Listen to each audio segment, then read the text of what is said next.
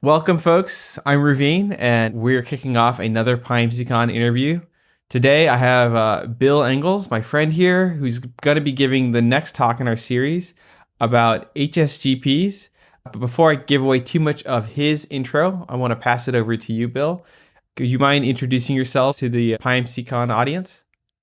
All right. So my name is Bill Engels. Right now I'm working at PyMC Labs doing consulting stuff, but I've been a data scientist for a while now. And I've used Bayesian statistics at a lot of my jobs. I have a bachelor's in physics and a master's in statistics. And kind of on and off contribute to PyMC or make sure the GP stuff is still working.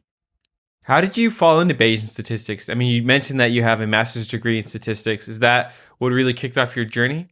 No, it started before that. When I was doing my bachelor's, I was involved in like a research project. So it was with physics, but it was with this physics experiment called LIGO, which is a gravitational wave detector. I don't know if anybody's heard of it, but it's interesting. And that's where I was introduced to Bayesian statistics. And out of Bayesian statistics, there's many different angles to go. How did you end up getting into PyMC in particular?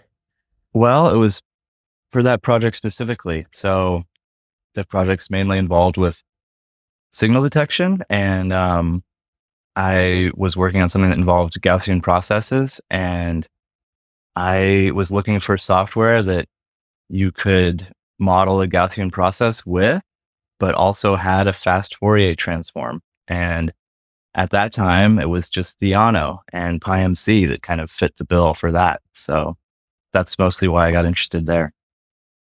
And your talk is going to be now on a particularly advanced topic in GPs, keeping the same theme on Hilbert space Gaussian processes, right? What interested you in giving this particular talk for PyMCon?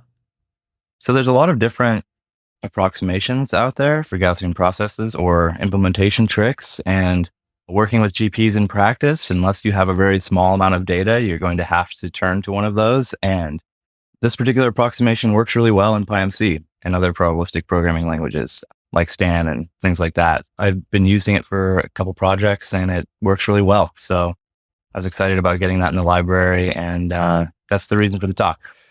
So a lot of folks that are joining in on PyMCon are newer in their Bayesian journey. Just what advice would you give them as they're getting started? Well, I think they'll probably find that the PyMC community and other probabilistic languages too, probabilistic programming languages are, super welcoming community, and feel free to ask questions or make contributions and be involved. People are always trying to look for new people to work on this stuff and are always happy to help. So Awesome. Well, thank you for your time, Bill. For folks, all the details of Bill's talks are on pymccon.com. And from there, you'll find links to the discourse or GitHub repos and eventually the video recording of the talk as well. So go ahead and find all the details there.